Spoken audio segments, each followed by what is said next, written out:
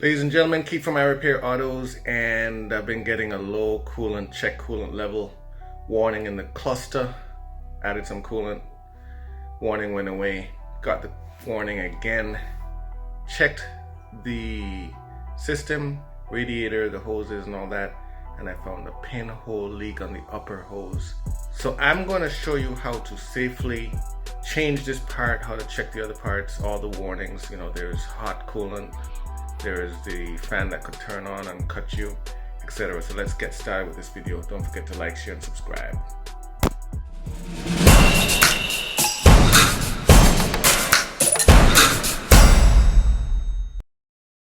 I'm going to go over to the dealership right now, pick up that hose, and get this thing changed. I don't want this truck to overheat at all. I don't want the coolant level to get too low, damage the motor. So let's get this thing going. Yep.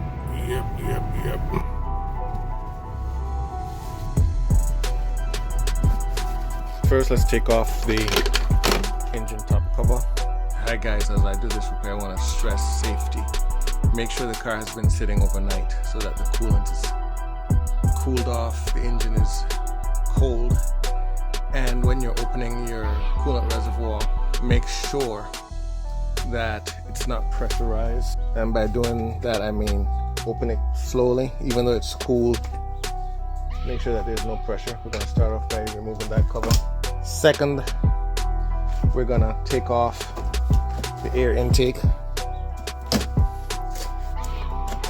and get that out of the way, completely out of there. Once the cover is removed, air intake hose is removed, then in my case, in this situation, it's the top hose that's leaking. So here is the part number Alpha 164-501-0482. So before we do anything, I've already put a little bottle down here. This holds 1 gallon approximately, and I'm going to use that to capture coolant from this hose. Before we remove this hose, there's coolant inside of it. I'm going to put a funnel underneath. I'm going to cut this hose, let that coolant out. We're going to keep that coolant. So taking this funnel, I'm going to put this funnel underneath and into the bottle. Make sure that's secure. And guys, stress safety. This fan won't come on if the engine is off and has been off overnight. Make sure that no one is around that may start up the vehicle. If you're working in a shop, dealership, or whatever, as a lot of my viewers are, disconnect the battery, the negative ground of the battery, to prevent any accidental activation of the fan or the pulley system if someone starts up the engine. Safety first. Before we go cutting the existing hose, even though it has a leak, we want to make sure that the new hose is a perfect replacement, or we'll be stuck. And typically what I like to do is I like to just line it up, make sure that it's the right length, make sure that it fits, make sure that it has both end connections that I need. In this particular case, there are clips here that I'm going to reuse. So everything matches up perfectly, everything matches up nicely. So I'm going to start off by using one of these pliers here just to put a little pinhole right above where I want to cut. You should wear goggles for safety.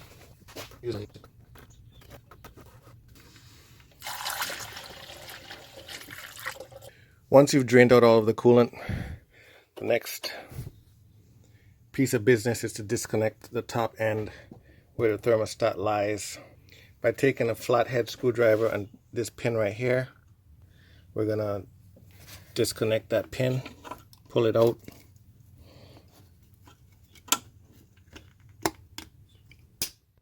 just like that. And by doing that on both sides, we'll be able to remove the hose.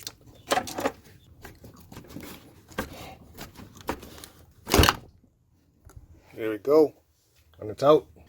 So when we're putting in the new one, it has these little triangle or grommet pieces right here on both sides. They have to line up inside the notches here so that the pins can go in and hold it into position. Make sure that it's lined up before you push it all the way in. Zoom out. Then we'll disconnect the bottom piece and connect that. What you're looking at right here, by the way, is the thermostat housing. Upper right top of this video, you should see a video link on how to change that. Okay, that's in place.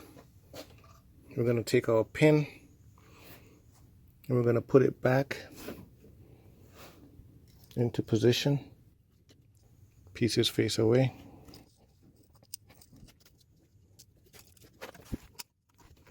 That's in position. Nice and snug and clipped in place properly. So I'm going to take you down and spin you around so you could see the other side. I'm just turning it so that I could get better access to it. And also, by turning it down like that, it allows the rest of the coolant to drain out. So I'll just let that drain for a while. I'm using a vice grip, and I'm going to put my vice grip on.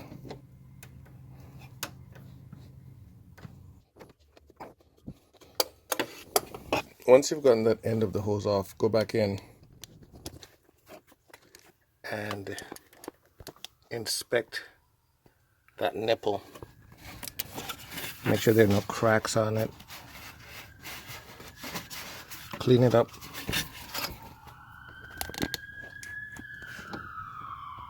And inspect it. Make sure there are no cracks on it.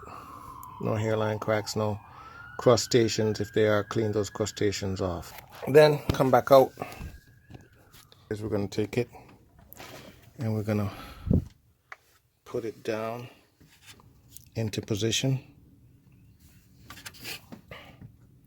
I'm going to slide it over.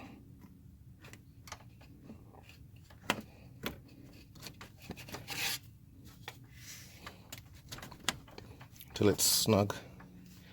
And then we're going to squeeze this to depress it, to engage it.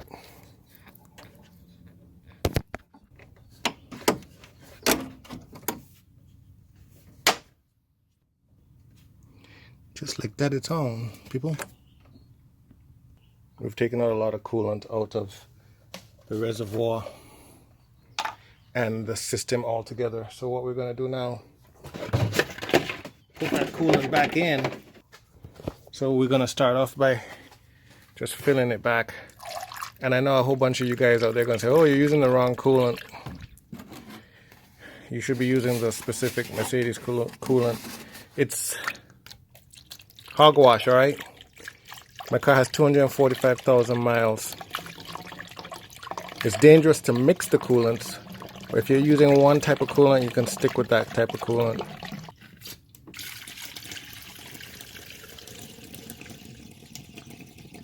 There's going to be air in the system.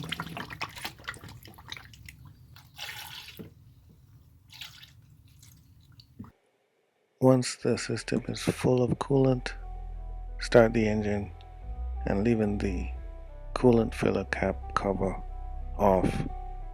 Let it run. It will depressurize, burp itself. Then you'll recover the coolant cap cover, reinsert the air intake hose, put on the engine cover, take it for a test drive, come back, let it cool off, burp it again, add more coolant if needed, and that's how you bleed the system once the repair has been made. As always, everyone, don't forget to like, share, subscribe to my channel if you find these videos helpful. What that does, it pushes my videos up in the search results so that other Mercedes owners, drivers, do-it-yourselfers can find them easier. Thanks and peace out.